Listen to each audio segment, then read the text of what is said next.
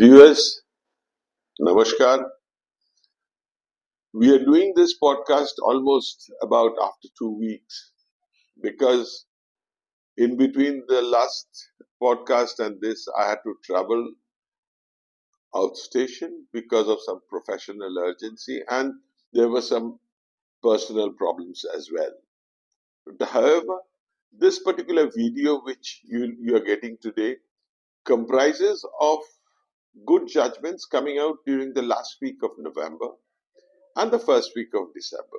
There are some vital topics, and I hope you're going to enjoy them. And this will, besides enjoying, there's a lot of things to learn. So I think you're going to enjoy the video. With this, I take you over to the presentation. Friends, what you see on your screen is my source of life and my source of inspiration, guide to IBC.com. Today we begin with two fundamental cases.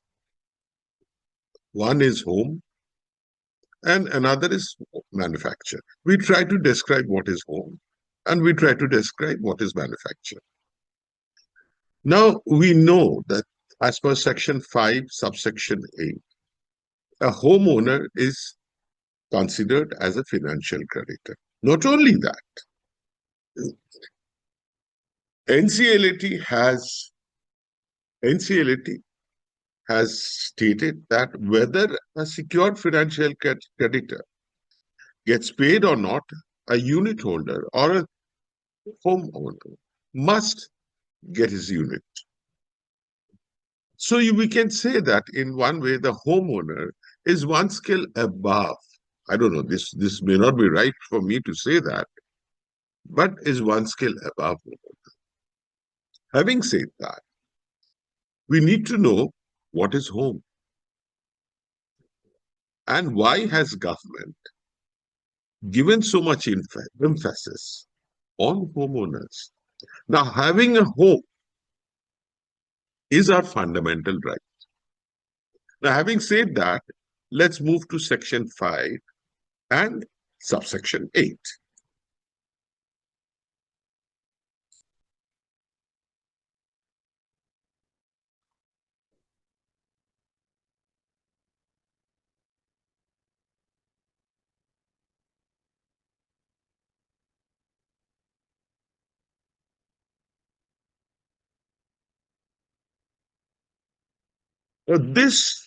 This judgment of this is a cut paste from a Supreme Court judgment. And this judgment came out most probably on last Thursday or Friday.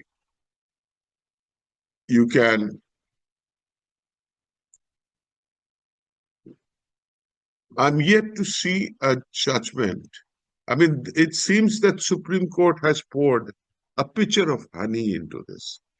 Nobody in English can describe a home in such a beautiful manner. So I would rather recommend that you go through the judgment in the website, but let me take you to the slide share. The Supreme Court has said a residential dwelling means a residential accommodation, but does not include a hotel, motel, inn, guest house, campsite, lodge, houseboat, or like places meant for temporary accommodation. In fact, Delhi High Court has described home as a residence only common that a person eats, drinks, and sleeps at the place, that it is not necessarily that he should own it. So having a roof above your head and a floor under your feet is your fundamental right. It is not just for homeowners, even for tenants, protection of tenants. Government has formulated various laws for protection of tenants. Here, for protection of homeowners, government has formulated so many laws, has created a category, a niche, wherein government has, Supreme Court and the government, the system, has developed a niche as to how interest of the homeowners can be safeguarding. And for that, what is most important is to know what is home. So the word dwelling house is synonymous with residential accommodation, as distinct from a house of business, warehouse, office, shop, commercial or business premises. Even a house, small room in a house, is a residential accommodation. A residential dwelling means a building, structure, or part of a building or structure that is used or intended to be used as a home, residence, or sleeping place by one person or by two or more persons, maintaining a common household to the exclusion of all others. So this is a beautiful judgment, beautiful judgment. And I would sincerely request you to please go through this. And then you will understand the sentiment of homeowner cases. With this, we move on to the next slide. Viewers, I told you that the next case, I'm going to deal with two fundamental matters. So we have dealt with home buyers or the residents. Now we come to operational debt. Now 521 defines operational debt as the one which means a claim in respect of provision of goods or services, including employment or a debt in respect of the payment of dues arising under any law for the time being in force and payable to the central government or any state government or any other local body. In other words, this means that when a service is rendered, a goods is supplied, or something like goods is supplied, or employment is provided and payment is due. So even manufacturing is a part of manufacturing can constitute an operational debt. So let us move from here. And I had earlier also discussed about manufacturing in one of my podcasts. So let me take you to 521 and topic. Yes, topic 27. This is also a Supreme Court judgment. Commissioner of Customs versus Central Excise Service, Excise and Service Tax Rajkot versus so and so. The word manufacture used as a verb is generally understood to mean as bringing into existence a new substance, and does not mean merely to produce some change in a substance, however minor in consequence the change may be. Now let us go to the judgment.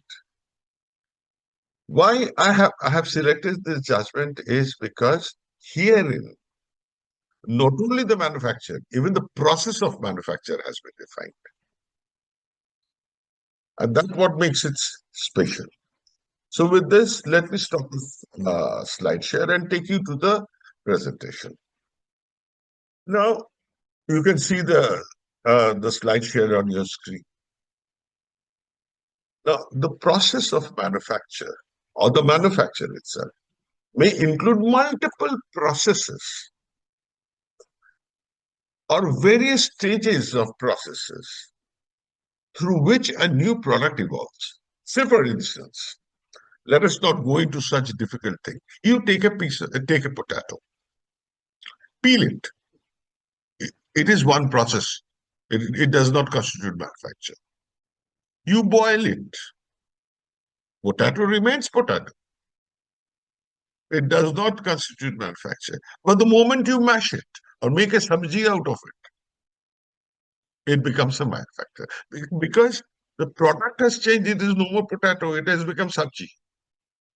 Or potato is no more potato. It has become mashed potato. So process of manufacture in relation to manufacture implies not only the production, but the various stages through which the material is subjected to change by various different operations. A process is manufacturing process when it brings about a complete transformation for the whole components so as to produce a commercially different article or a commodity. So, while dealing with operational debt, when we are dealing with operational debt or things, or Section 9 thing, and in case any question of manufacture comes, I don't want my viewers to have any doubt on what is manufacture, what is a home. We can deal with the home buyer when we have a very clear concept of what constitutes a home. When we are dealing with the manufacturing process, we should know very clearly what is manufacture. And that is the whole purpose of this presentation. With this, we move on to the next slide. Viewers, I told you that the two earlier cases were fundamentals. Now we get into the operation of IBC. So we come to Section 7. You can see the topics in Section 7 on guide-to-ibc.com website. Let us come to topic number, I think, 22. Yes.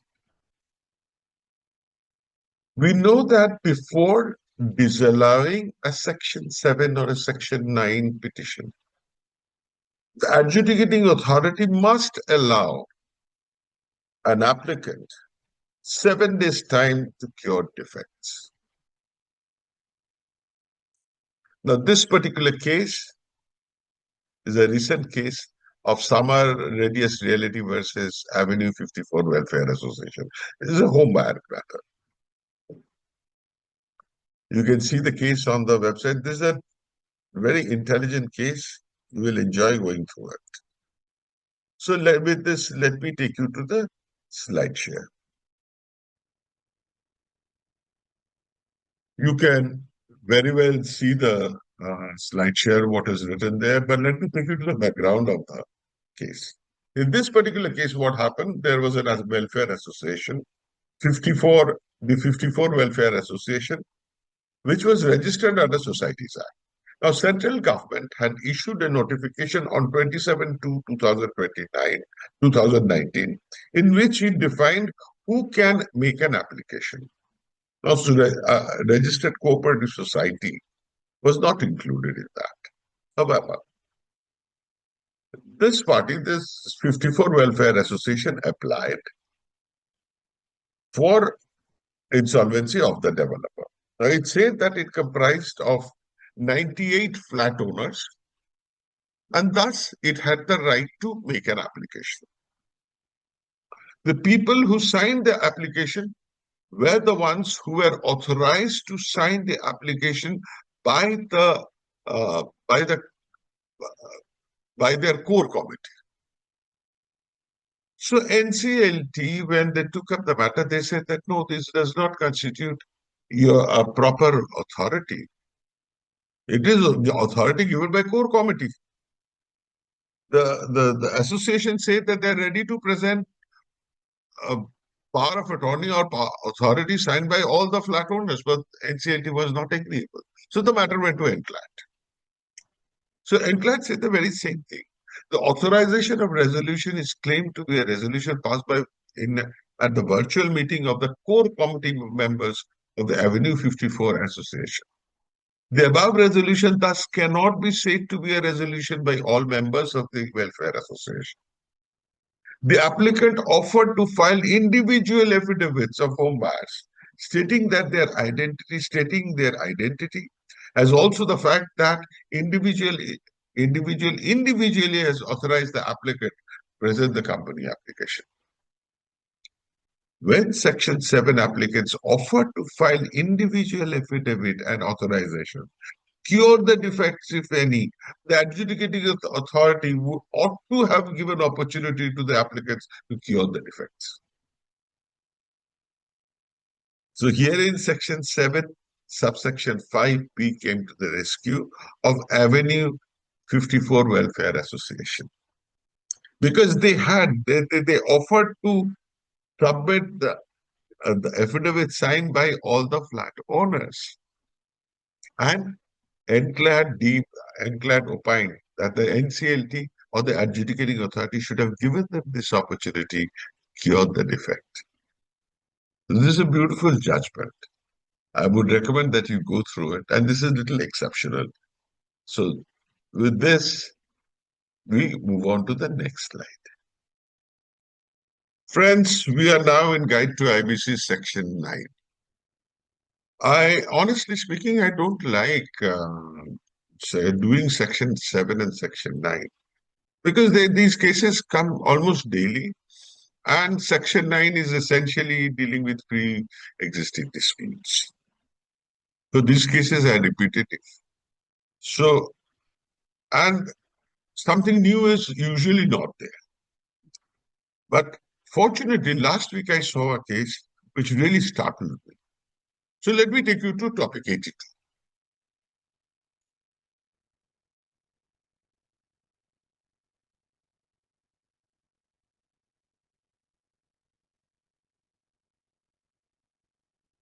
You can see even in topic 82 deals with Mobilog's judgment, also clearly postulates that what needs to be carefully examined is whether there is existence of dispute between the parties.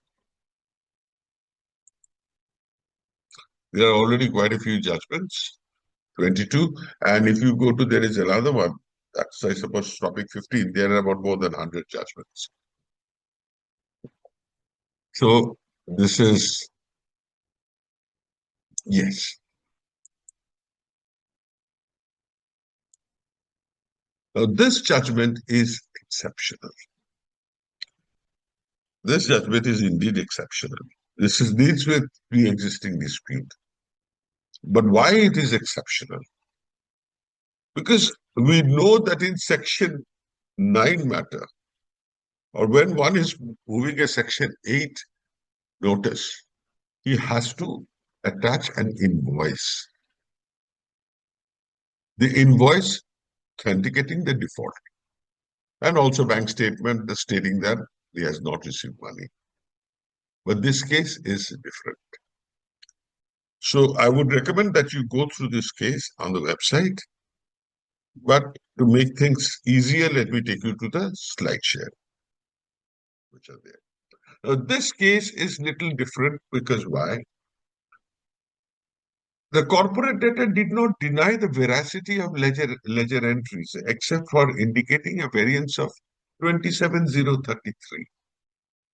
The email depicts acknowledgement by the corporate debtor and that it had not paid rentals for July 2018 to February 2019, and it had accepted the outstanding amount appearing in the ledger of the operational creditor minus the amount 27033.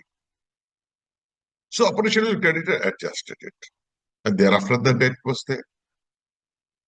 Now, when the Section 9 petition was moved, the CD came up and said, where is the invoice? There was no invoice. The court was of the view that it is evident that the OC wanted to avoid a situation of having to pay GST at a time when the corporate debtor was not making rental payments. So every time it would raise an invoice, the GST has to be paid. Now, this guy was not making any payment for nearly about a year. So why should it raise GST? There in the ledger entry or the extract of the ledger was evidence of debt. It is clearly preposterous on the part of the adjudicating authority to have rejected Section 9 application of the present appellate for displaying diligence in approaching the adjudicating authority for redressal of the grievance in accordance with the law. When the terms of the agreement made it binding on the corporate debtor to make rental payments on or before 20th day of every month, the corporate debtor cannot be seen to avoid the liability on the ground of non-receipt of invoices. So even if an invoice is not there, because there is a GST implication, and it is not mandatory that when you are not receiving payment from your supplier, from your vendor, then you are supposed to keep on paying GST. It's not commercially viable. So under such circumstances, a Section 9 petition can be accepted. And this is the direct proof of it. And that's why this is exceptional. So with this, we move on to the next case. Viewers, you can see on your screen sections pertaining to preferential, undervalued, fraudulent, extortionate credit transaction offenses and penalties. Art and guide to IBC.com. Now let us come to section 66. I think the topic is 33. Now, why this topic is important is because it links section 14 with section 66.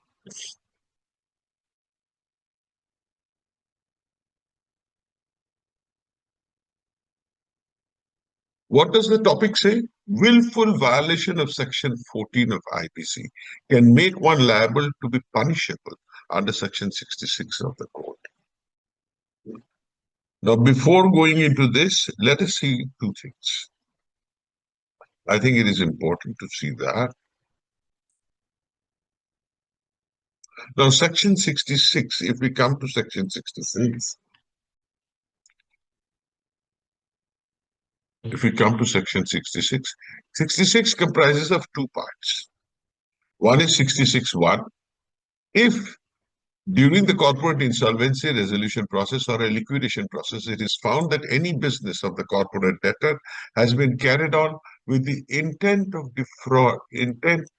defraud creditors of the corporate debtor for any fraudulent purpose, the adjudicating authority may, on the application of the resolution professional, pass an order that any person who had knowingly parties to carrying on the business in such manner shall be liable to make such contributions to the assets of the corporate debtor as it may deem fit. Section 66.2 says what? On an application made by the resolution professional during a corporate insolvency resolution process, the adjudicating authority may, by an order, direct the director or a partner of the corporate debtor, as the case may be, shall be liable to make such contributions to the assets of the corporate debtor as it may deem fit. So, section 66.1 and section 66.2 are not the same. They operate parallelly. Now, with this, we move on to the topic. What we say? Topic 33. We come to section 66 and topic 33. Now, what the topic says, willful violation of section 14 can make one liable to be punishable under section 66 of the code. This is the case of Praful Chhatra and others versus Vaishali Patrikar. It's a very recent case. You can go through the case. It's a quite large case. Let me take you to the slide share, which will make things easier for you to understand. Now, in this particular case, what happened was, notwithstanding knowledge of imminent admission, the directors issued two checks aggregating 91 lakhs to one Darshan Developers allegedly under an MOU. On the date of issue of the checks, there was no money in the account of the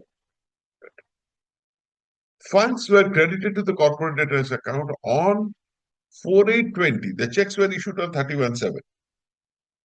And the money came on 4/8/2020. 50 lakhs from one party and 41 lakhs from another.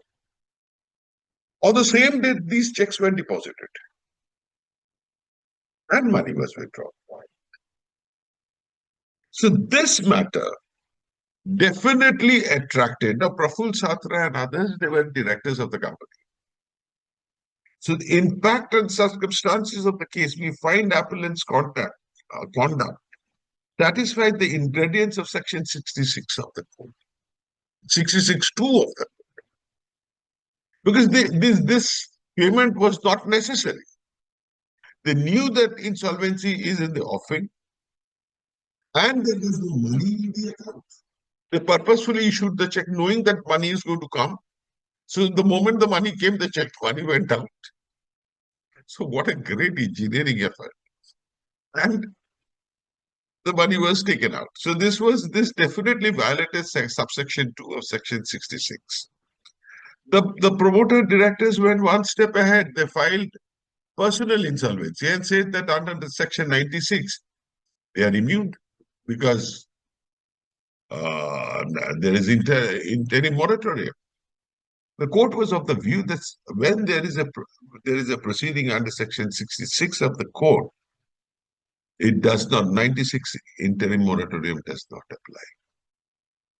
So they were held liable, and the directors were told to pay into the company 91 lakhs. So this is a very important case, and I think you should go through this. So with this, we move on with the presentation. Viewers, you have seen some of the presentations. I hope you like them. Some more are going to follow hereafter.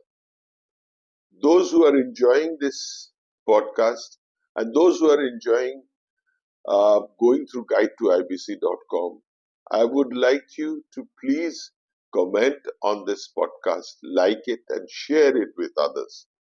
Tell your friends and relations and colleagues to see guide to ibc.com. It's a totally free website, and we want more and more people to come in and learn about insolvency bankruptcy code. So with this, we continue with the presentation. Yes, you can see on your screen guide to ibc.com website and in corporate insolvency miscellaneous provisions. So let me take you to section 231. 231?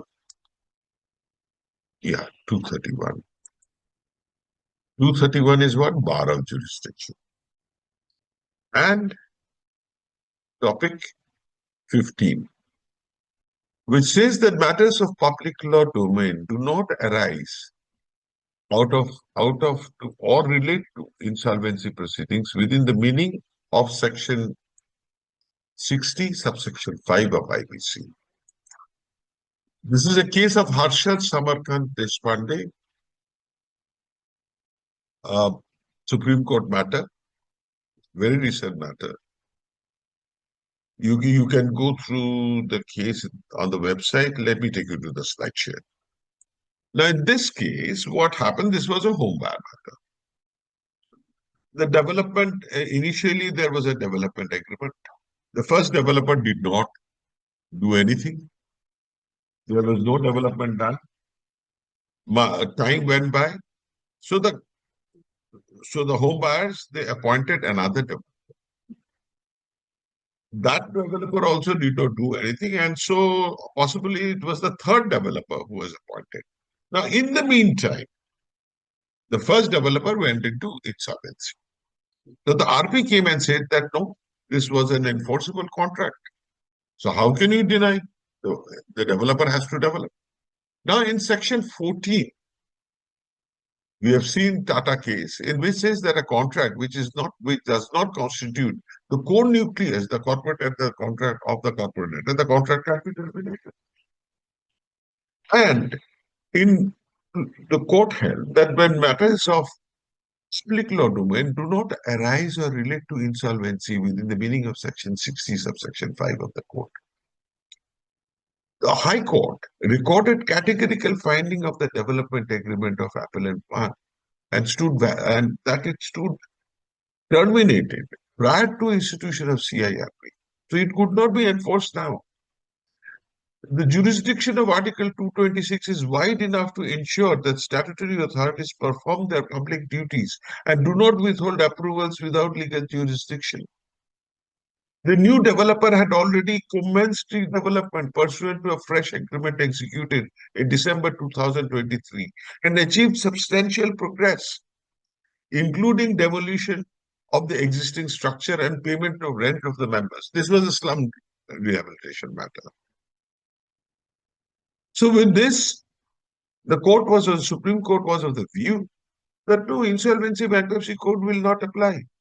The High Court rightly took note of the developments and passed the impugned judgment to prevent administrative paralysis and to protect rehabilitation rights of the residents who had long awaited redevelopment. So, as I said, the first case, if you remember, to have a shelter, to have a roof over your head is very important. So, here also, court said that come what may, here, don't come with IBC of the first developer. The roof over the head is important, and that the third developer is doing. So, High Court has taken the right decision that the third developer should continue with the work. So, with this, we move on to the next case. You see on your screen section 16 of Insolvency Bankruptcy Code. Section 16 states what? It deals with appointment and tenure of interim resolution professional. Now we come to the topics.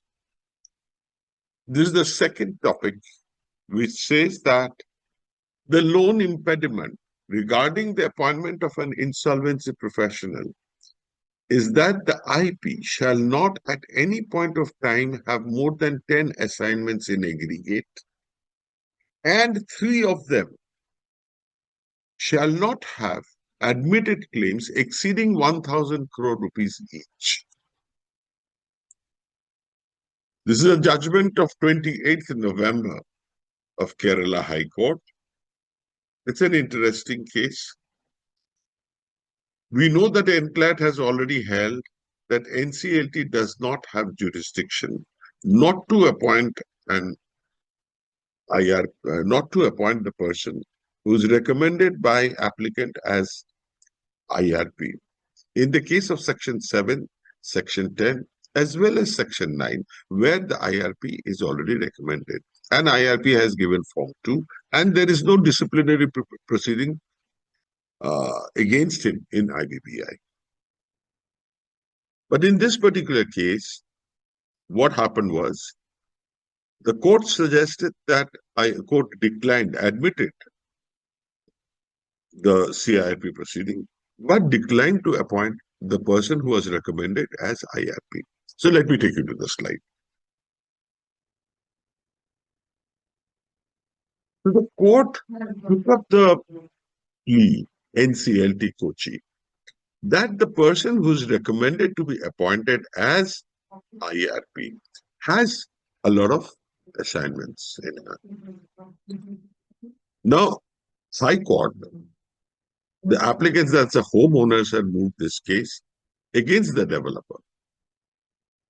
So they approached Kerala High Court, and Kerala High Court was to see whether NCLT had the jurisdiction to take such decision. So they referred to our regulation pertaining to insolvency professionals, and which states, the clause 22 of which states that the IRP should not have in aggregate more than 10 assignments. Of them, 3 of them should not have admitted claim of more than 1,000 crore rupees. In this particular case, the IRP had 7 assignments, of which 1 was being withdrawn. So under the circumstances, High Court held that NCLT exceeded its jurisdiction and remitted the matter back to NCLT to be adjudged afresh. So with this, we progress on to the next topic. As I told you in the last slide, we are still in Schedule 1, that is mode of sale in auction, and we are dealing with, therein we were dealing with topic 60. Here we are coming to topic 59. So topic 59 is very interesting. This is an excerpt from a Supreme Court judgment, very recent judgment.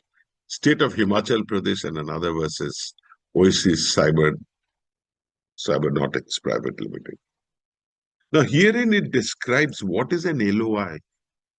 A letter of intent merely indicates a party's intention to enter into a contract.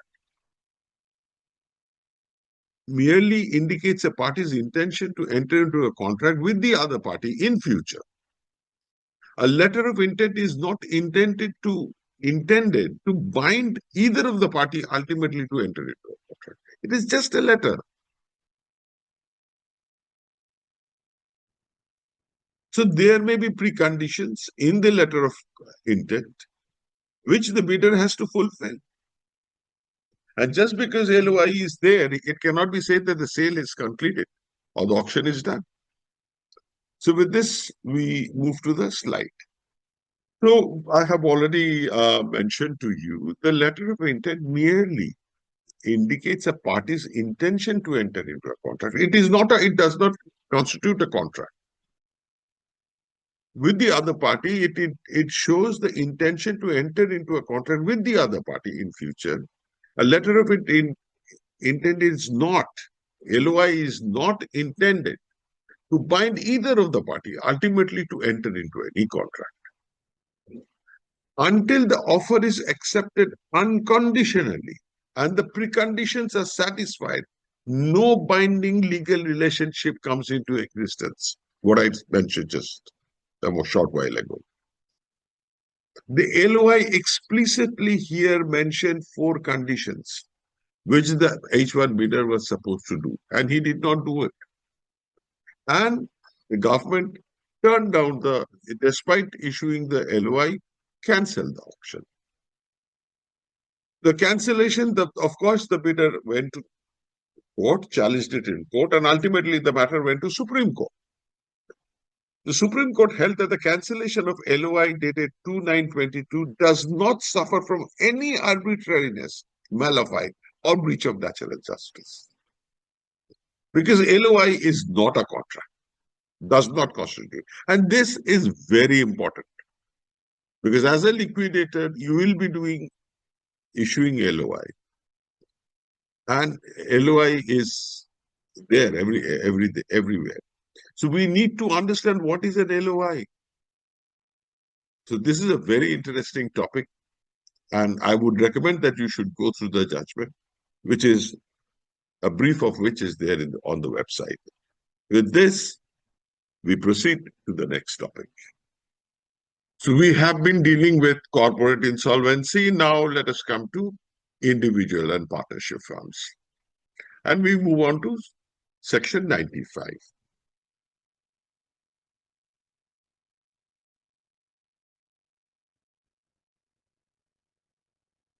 Section 95 and topic 47.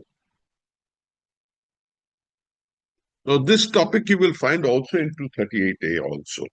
And this deals with Section 19 of Limitation Act as well.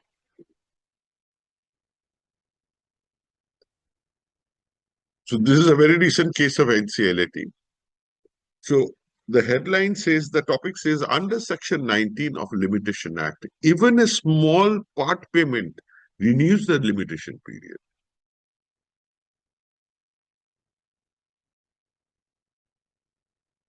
If I remember right, this is quite a lengthy judgment. NCLAT has gone in depth into this, and it is a very interesting read. But here, for the purpose of presentation, let me take you over to the slide.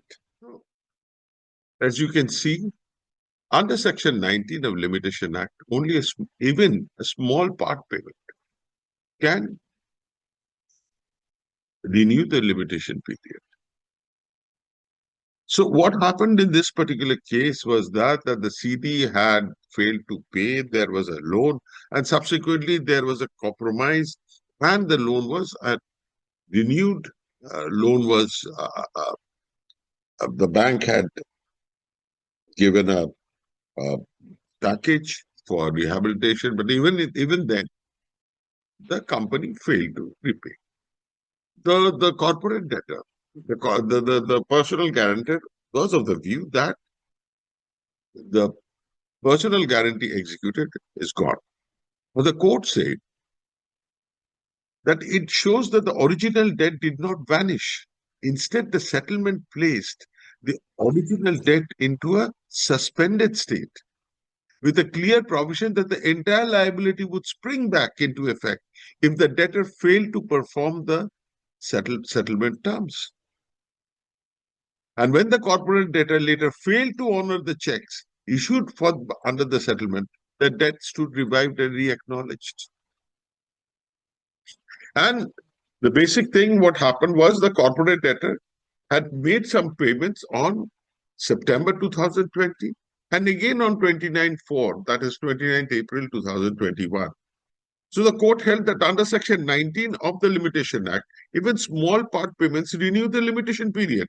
So when you have paid till in 2021 or 2020, in any case, it is renewed up to for 3 years, 2021 to for 3 years, so April 2024. So the case was very much within the limitation period. Even there was another angle that the creditor had issued a fresh demand notice on 25/1/2022.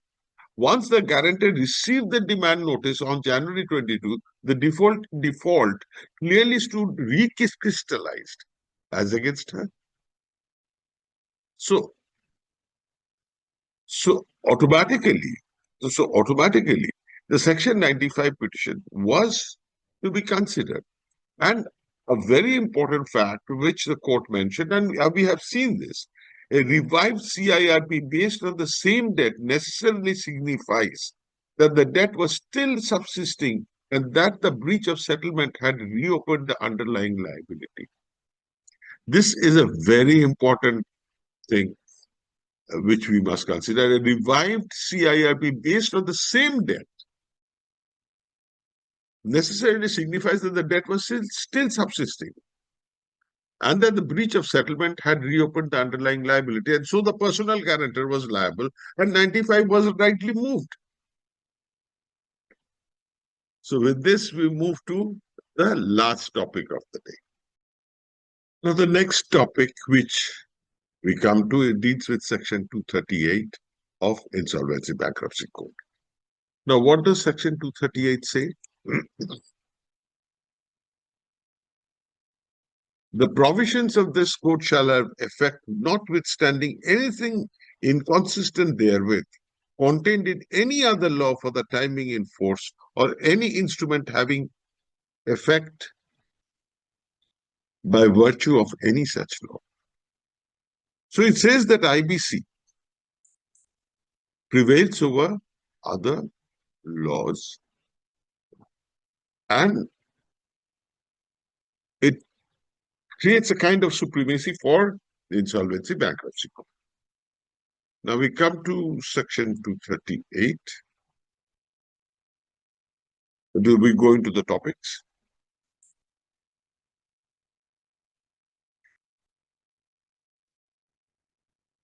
Topic number 26. This is a Supreme Court judgment of very recent judgment of Sri Lakshmi Hotel Private Limited versus Sriram City Union Finance Limited. The Supreme Court stated that in view of hardships and going through several rounds of litigation verdicts under arbitration award, the arbitration award should prevail since lender recovered only a part of its due on account of liquidation proceedings. To repeat, in view of the hardships and going through several rounds of litigations, verdicts under arbitration award should prevail since the lender recovered only a part of its dues on account of liquidation proceedings.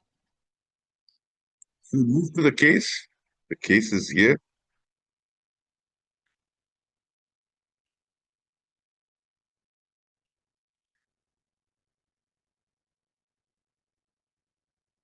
It's a very interesting case, but for the sake of this presentation, I prepared a small slide and which will help you in understanding it better. Now, in this particular case, what had happened was financial creditor had granted loan to this hotel company, and the hotel company did not pay. It went into arbitration, and arbitration awarded 24% interest, awarded that stated that money had to be refunded along with 24% interest till the amount is repaid. The corporate debtor challenged it in court. Now, Supreme Court, and seeing no way, the financial creditor applied for insolvency of the corporate debtor, and the case was arbitrated, and ultimately it went to liquidation. So Supreme Court said that under Section 31, subsection 7, subsection B, arbitral tribunal may award interest on the sum adjudged under Clause A. But if no such amount interest rate is given, then the rate should be 18%. Now, in this particular case, two courts had held that the interest rate should be 24%. And Supreme Court did not want to get into that. So the Supreme Court stated that appellants have challenged the rate of interest stated in the loan agreement, yet both courts have concurrently held as regards to genuineness of the loan agreement and thereby affirming their interest rate at 24%. Now, having been left with no option, the respondent one initiated CIRB proceedings against the appellant one. Now, through liquidation process, it recovered only a part of its dues. So, upon commencement of liquidation proceedings against the appellant one, the respondent one was able to recover only a portion of its due. Now, what we know is once in liquidation, once the due is recovered, then the old dues are supposed to be, it's recovered, and the old dues do not exist anymore. But Supreme Court herein suggested something different. Having undergone numerous hardships and going through several rounds of litigations, it will be manifestly unjust to deprive the respondent number one from its rightful entitlement post award of interest at this stage. The moral implications of high interest rates are not absolute. Rather, they must be addressed through a nuanced lens that considers the interrelationship between the economic, social, and regulatory factors. So, the court did not elucidate as to what should be done, but court stated that the liability towards the financial creditor subsisted despite liquidation ending. So, with this, we come to the conclusion of this slide, and we move to the concluding part of this presentation. Viewers, we have come to the conclusion of this presentation. I hope the subjects which we touched upon appeal to you. There's a request that in case any of you have any questions, whether connected with this particular podcast or anything concerning IBC, you're most welcome to call me or get in touch with me, and I'll be happy to answer your questions. With that, wish you a very nice weekend, and bye for now.